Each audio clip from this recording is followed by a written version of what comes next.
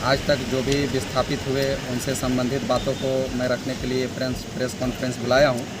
लेकिन सबसे ज्वलंत मुद्दा आज यहाँ पर उत्पन्न हुई है जो पिछले 7 अक्टूबर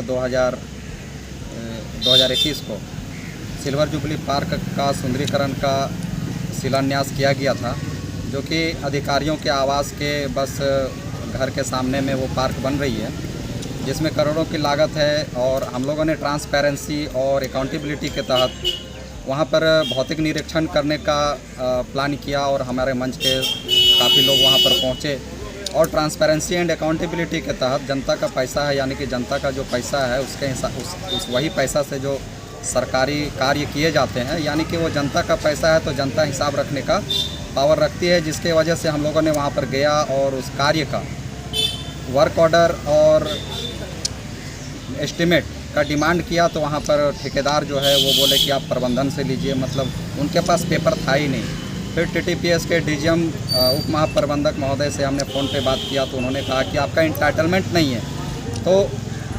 तो मैं महोदय से यही कहना चाहता हूँ, डीजीएम महोदय से यही कहना चाहता हूँ कि इंटाइटलमेंट जो है जनता का पैसा है, तो जनता के पास जितना इंटाइटलमेंट है उतना इंटाइटलमेंट तो किसी के पास है ही नहीं। हम यहाँ पर देखते हैं कि उस काम के लिए 12 तारीख को कोटेशन किया जाता है और 9 तारीख को जब हम लोग वहाँ पर पहुँचे थे तो इफ्तिखार मोहम्मद इफ्तिखार के जो थे ठेकेदार वो काम शुरू किए हुए थे। और जब कोटेशन होता है 12 तारीख को तो हम लोग को प्राप्त सूत्रों से पता चलता है कि वहाँ पर MS पटौदी एंड सन्स के नाम से वो है जो कोटेशन जो है L1 हुआ है और वो काम जो है पटौदी एंड सन्स को सौंपे जाने की बात हम लोग सुन रहे हैं। लेकिन यहाँ पर सवाल ये पैदा होता है कि जब कोटेशन 12 तारीख को होना था तो 9 तारीख को काम कैसे शुरू किया गया, और 9 तारीख को काम शुरू किया गया तो हमें वर्क ऑर्डर उसी वक्त वर्क ऑर्डर और एस्टिमेट क्यों नहीं दिखाया गया। तो डीजीएम साहब ने कहा कि यहाँ पर जो 10 साल से 12 साल से ज़मीन खाली पड़ा हुआ था, जिसके वजह से हमने सोचा कि इसका सुंदरीकरण किया जाए।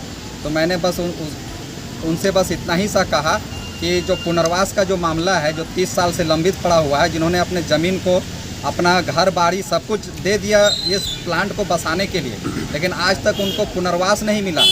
और अभी क्या है कि जो जाला बस्ती का जो पुराना कब्रिस्तान है वहाँ जाने के लिए रोड नहीं है। कोई भी अपने शव को लेकर जाते हैं तो पूरा छाई में पैर घुस जाता है और ढलान ऐसा है कि कोई भी गिरेगा तो दांत वगैरह माथा वगैरह टूटना है, पैर टूटना है, इस तरह का से वहाँ का रोड बना हुआ है। अभी आप फिलहाल देख सकते हैं यहाँ पर कोदवाटांड़ जाने वाला जो रास्ता है वो रास्ता कितना ख़राब है। ये रास्ता ख़राब इसलिए है कि छाई फेंकने के दरमियान में भारी वाहनों से रोड तोड़ा गया।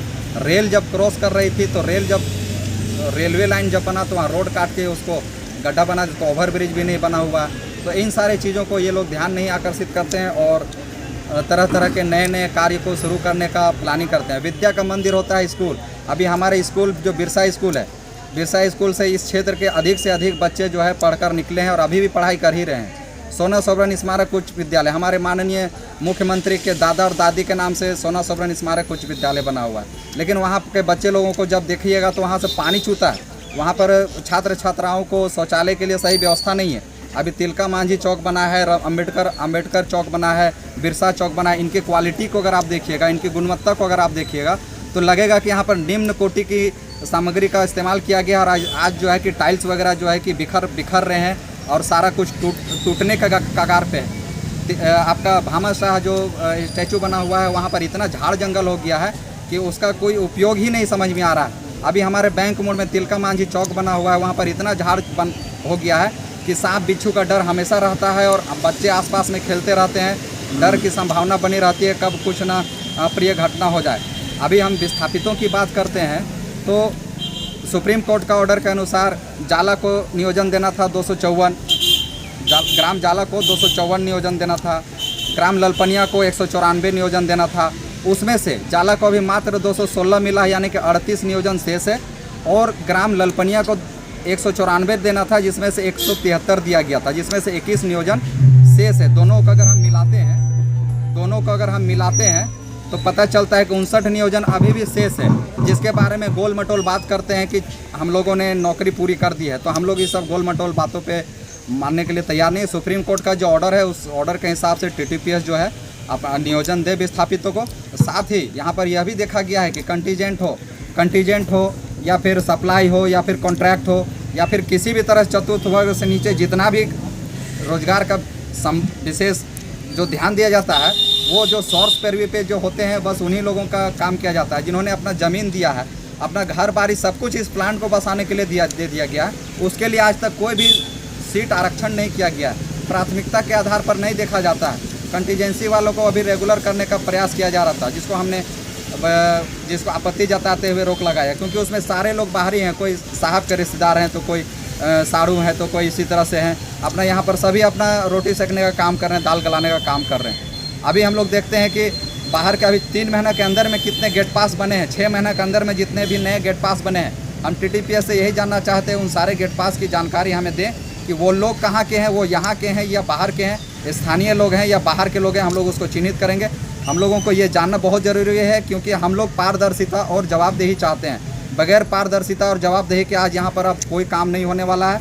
और जो भी काम अभी तक गड़बड़ हुआ, आज तक किसी ने सवाल नहीं किया। तो सारे यहाँ पर स्थानीय लोगों से हम यही कहना चाहते हैं कि आप सही तरीके से अगर अपने मांग को रखते हैं तो किसी भी तरह का सवाल करने से किसी को हिचकिचाना नहीं चाहिए।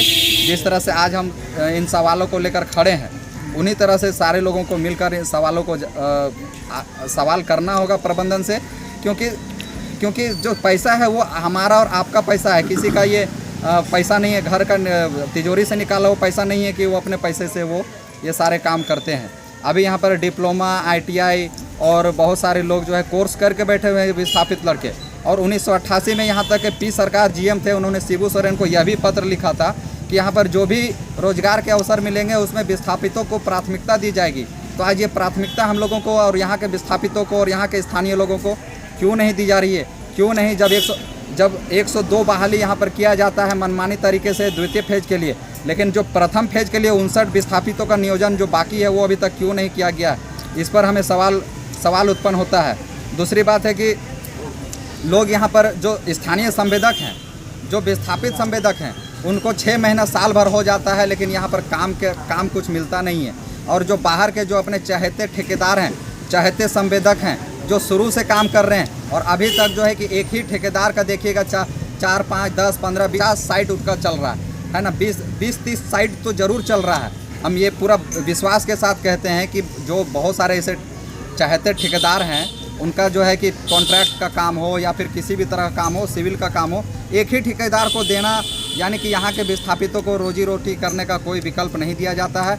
50,000 का काम भी 6 महीना से नहीं दिया जाता है। आज जब यहाँ पर हम लोगों ने ये इन सारी चीज़ों को आगे बढ़ाया है, तो ये सारे सूचना जो है प्रबंधन तक हम लोग पहुँचाने का काम कर रहे हैं। और वो लोग चाहते हैं कि सिल्वर जुबली का काम होने दिया जाए, लेकिन हम लोगों का यही कहना है कि जब तक ज़रूरी काम जो है पुनर्वास, रोड, ओवरब्रिज, पुराना जाला माड़घाटी का रोड, स्कूल का मरम्मतीकरण और जो भी परिसंपत्तियां बनी हैं इस क्षेत्र में, उसका रखरखाव का समुचित व्यवस्था जब तक नहीं की जाएगी, तब तक जो है कि सिल्वर जुबली का काम प्रबंधन ना कराए तो ही बेहतर है।